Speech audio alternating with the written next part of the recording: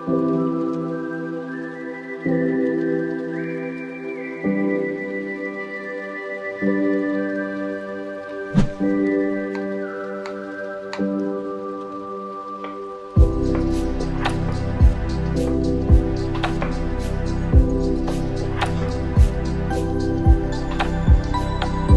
you ready to learn a new recipe? Today, I will share with you a delicious pork neck dish inspired by Thai salad. This recipe is easy to make and full of flavor. It's perfect for family dinners or impressing your friends. Let's get started and make something amazing together.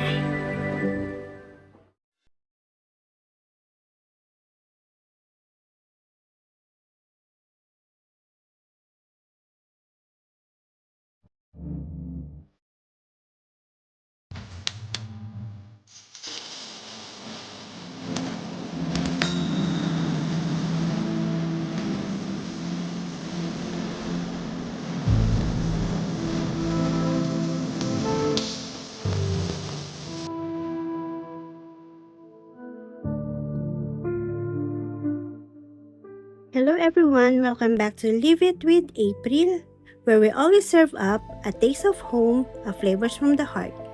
I'm April, and today I'm thrilled to share one of my family's favorite dishes, pork neck inspired by pork neck Thai salad.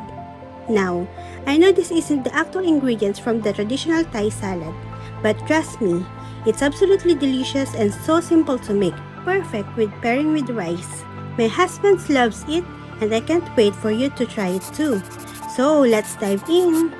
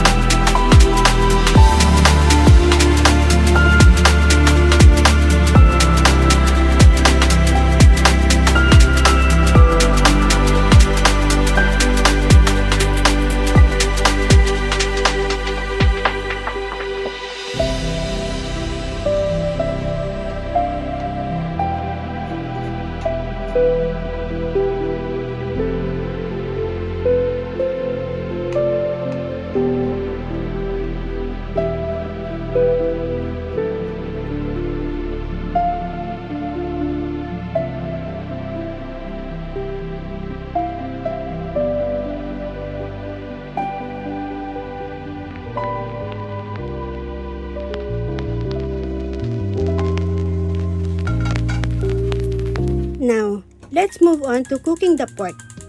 Heat up a pan with very hot oil. We don't want to fry the pork. We just want to ensure it's cooked through and there's no blood left inside.